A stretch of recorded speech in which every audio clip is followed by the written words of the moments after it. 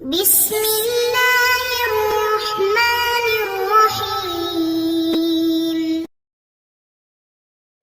السلام علیکم ورحمۃ اللہ وبرکاتہ۔ امید ہے کہ آپ سب ایمان، صحت، عافیت اور برکت کے ساتھ ہوں گے۔ گزشتہ اسباق میں ہم نے کلام بلیغ کو تفصیل سے پڑھا تھا۔ آج ہم سبق نمبر 9 کو پڑھیں گے، جس کا عنوان ہے علم المعانی۔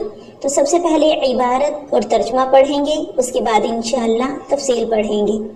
هو علم يعرف به أحوال اللفظ العربي التي بها يطابق مقتضى الحال فتختلف صور الكلام لاختلاف الأحوال، مثال ذلك قوله تعالى وَأَنَّا لَا نَدْرِي أَشَرٌ أُرِيدَ بِمَنْ فِي الْأَرْضِ أَمْ أَرَادَ بِهِمْ رَبُّهُمْ رَشَدًا، فَإِنَّمَا قَبْلَ أَمْ سُورَةٌ مِنَ الْكَلَامِ تُخَالِفُ سُورَةَ مَا بَعْدَهَا، لأن الأولى فيها فعل الإرادة مبني للمجهول، والثانية فيها فعل الإرادة مبني للمعلوم، والحال الداعي لذلك نسبة الخير إليه سبحانه في الثانية، ومنع نسبة الشر إليه في الأولى، وينحصر الكلام على هذا العلم في 8 أبواب وخواتمة۔ ترجمہ دیکھیے، علم المعانی وہ ایسا علم ہے جس کے ذریعے لفظ عربی کے ان احوال کو جانا جائے جن کے ذریعے کلام مقتضی حال کے مطابق ہوتا ہے۔ بس کلام کی صورتیں احوال کے اختلاف کی وجہ سے مختلف ہو جاتی ہیں۔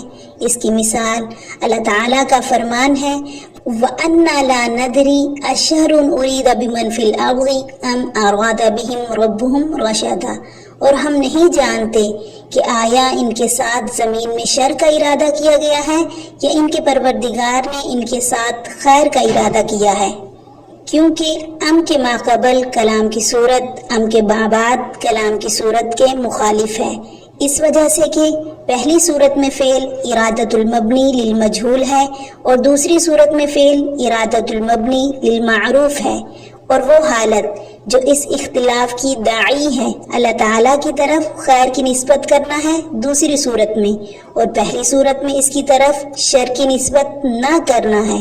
اور اس علم المعانی میں کلام 8 ابواب اور 1 خاتمے میں منحصر ہے۔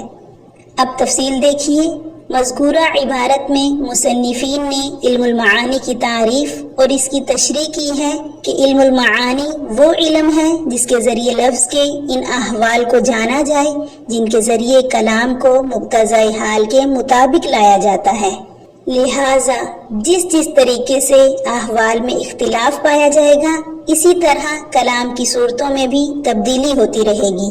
مثلا اللہ تعالیٰ کا قول وَأَنَّا لَا نَدْرِي أَشَرٌ أُرِيدَ بِمَنْ فِي الْأَرْضِ أَمْ أَرَادَ بِهِمْ رَبُّهُمْ رَشَدًا، اس آیت میں ام کے ماقبل کلام کی صورت میں ام کے بعد کلام کی صورت سے مختلف ہے۔ پہلی صورت میں فعل مجہول کا استعمال کیا گیا ہے جبکہ دوسری صورت میں فعل معروف استعمال ہوا ہے، اور یہ اختلاف احوال ہی کے اختلاف کی وجہ سے ہے، اس لیے کہ پہلی صورت میں لفظ شرٌ ہے جس کی نسبت اللہ تعالیٰ کی طرف مناسب نہیں، تو گویا کہ پہلی صورت کی حالت کا تقاضا یہ ہوا کہ فعل مجہول کا استعمال کیا جائے، ورنہ اللہ تعالیٰ کی طرف شر کی نسبت لازم آئے گی جو مناسب نہیں ہے۔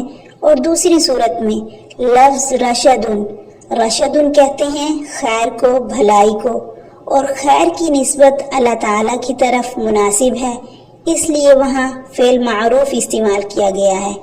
یہی مقتضی حال کے مطابقت ہے۔ علم المعانی کل 8 ابواب میں تقسیم ہوتے ہیں جو کہ یہ ہیں اسناد، مسند الیہ، مسند، متعلقات فعل وغیرہ وغیرہ۔ ان میں سے پہلے 4 ابواب جملے کے مختلف حصوں کے اعتبار سے ہیں، یعنی ایک جملے کے کئی حصے ہوتے ہیں، پہلا حصہ، دوسرا حصہ، اس کے بعد والا حصہ، اس اعتبار سے یہ پہلے 4 ابواب ہیں۔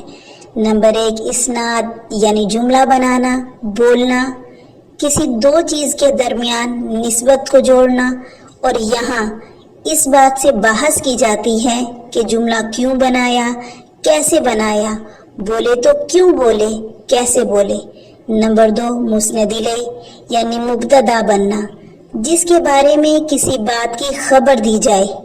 فاعل بننا یعنی کسی کام کا کرنے والا بننا، جیسے زید کھڑا ہے.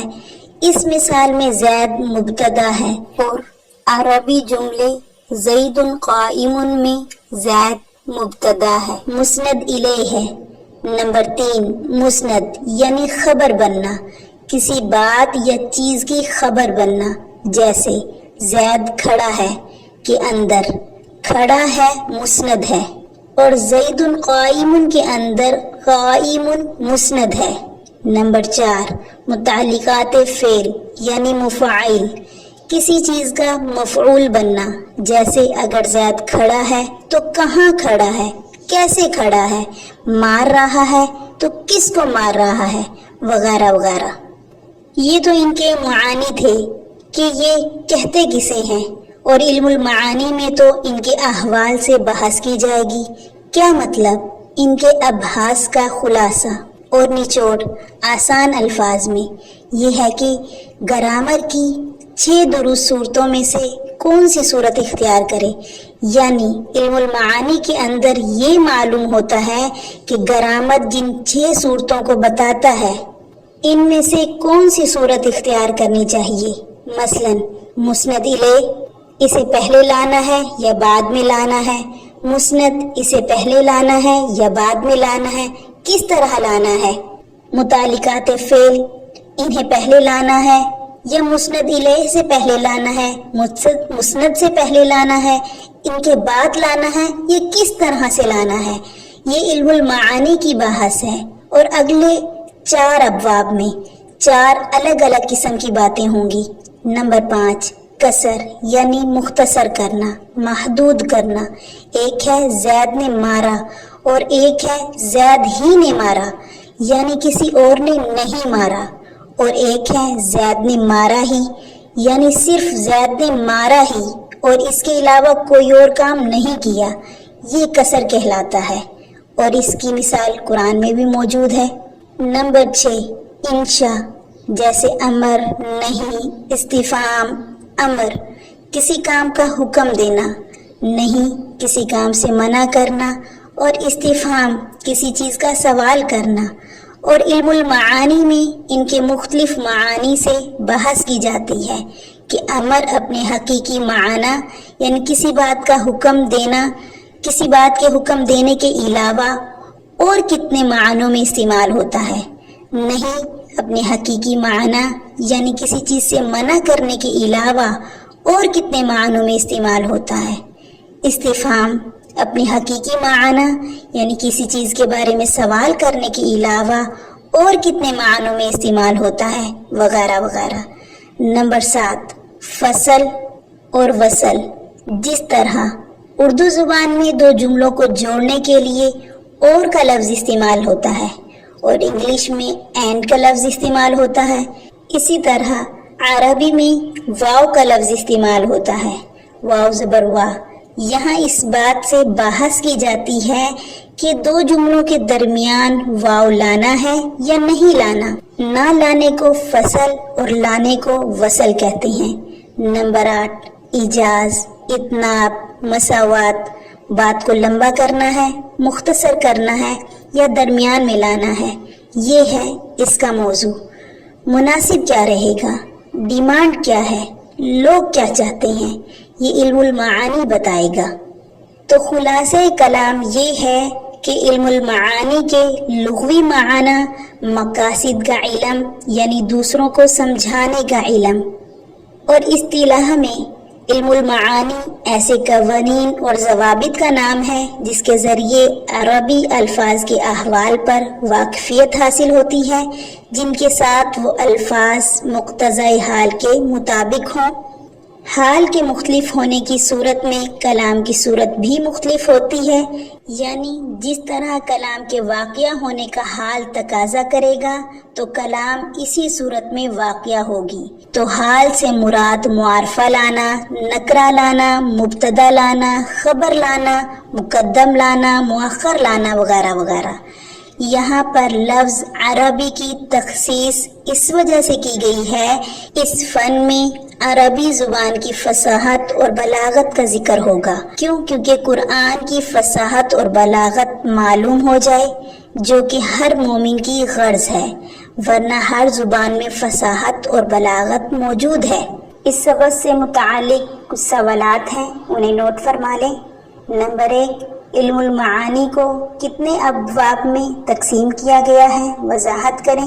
نمبر 2، علم المعانی کی لغوی اور اصطلاحی تعریف کریں۔ نمبر 3، لفظ عربی کی تخصیص کیوں کی گئی ہے، مثال سے وضاحت کریں۔ جزاکم اللہ خیرا۔